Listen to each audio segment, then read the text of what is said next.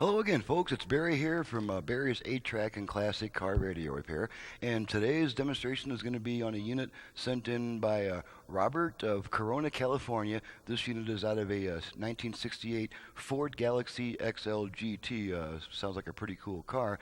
Now, this customer has requested the conversion, the FM conversion, along with the USB reader, and he also requested that the conversion be wired to his original connectors, which, as I stated before, results in reduced output power. It has roughly the same output power as the original radio if we use the original connectors. So what we're going to do now is we're just going to run this puppy through all its paces, make sure everything works before we ship it back to the customer. The first thing we're going to check is the dial lamp, make sure that works. There's our dial lamp. You can see it flashing on and off per my command. And now we're going to connect the actual radio to the power and turn her on. And we are currently set to an FM station. So let's just go ahead and take this puppy all the way across the dial. Make sure we pick up around 20 FM stations.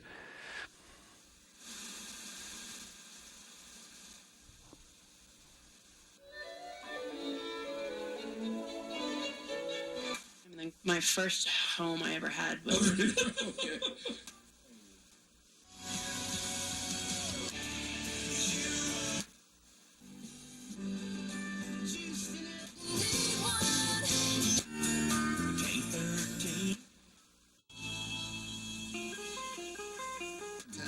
Okay, there's 10 so far on the FM stations.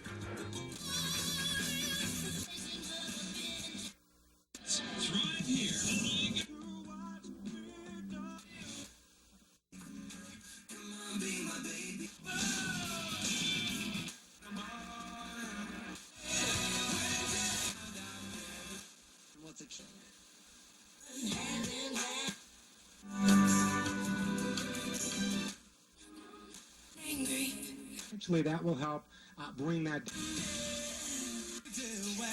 It's Friday night, but you don't.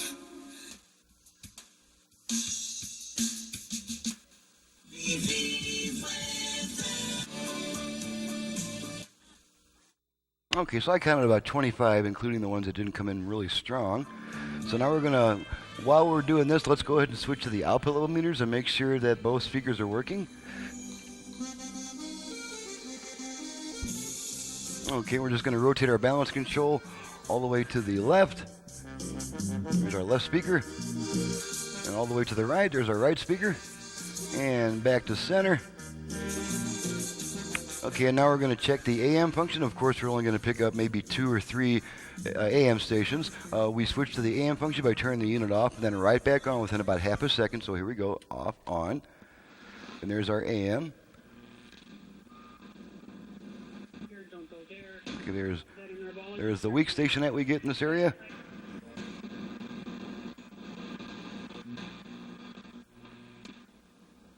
Have you watched? And there's the strong AM station that we have in my area. No. You need to watch it. You need to watch it. Okay, let's switch it back to FM. Just because I kind of like being on FM. 10 is now twice giving our shoppers more. Okay, and now we're going to go ahead and test the USB reader. And now that we have tested both speakers, we don't need that anymore. Bring our unit back in the foreground. And we're going to plug a USB stick on which I have my radio commercial. Just going to plug this in real quick, make sure it starts playing automatically. Your pretty little feet. We have a hot selection.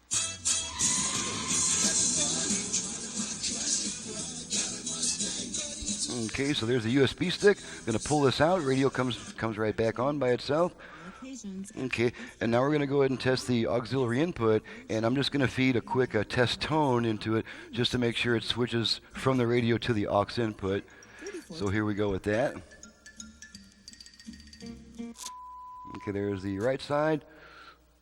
And the left side, it automatically switched over. And now after we use the aux input, it's going to be a 20-second delay before the radio comes back on. And that is due to a VOX circuit, VOX, voice-operated switch. It holds on to the aux signal a little bit longer than it needs to make sure it's not switching back and forth constantly between the radio and aux, between songs and during quieter music passages. So a couple more seconds. There's our radio back.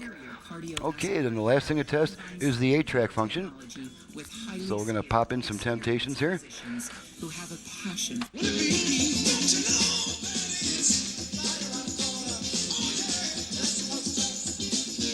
And as I mentioned before, my hand-built 8-track preamp is designed to sound a lot brighter than the original, so that might actually be too much treble, but you're going to want that extra treble on older tapes that have lost most of their treble, so we can just back off the tone control, make it sound a little bit more natural. Now we're going to switch tracks a bunch of times, make sure that works.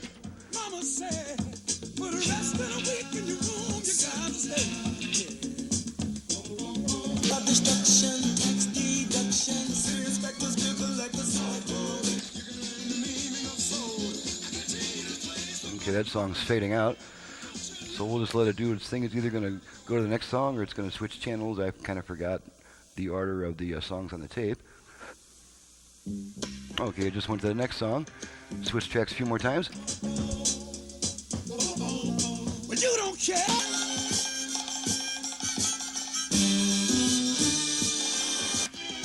Girl, I can't be love on your way.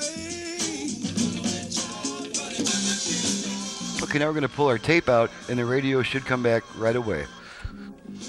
Yeah. Okay, and there's our radio back. You're seeing smoke. Okay, so that completes the test. All the functions are working properly, and she's ready to go back to the customer. So now we'll go back to my pretty face, and I will bid you a fond farewell. This is Barry with Barry's 8-Track and Classic Car Radio Repair. If you have an 8-track unit, either for home or for car use, in need of service, you can reach me directly at 928-533-9666.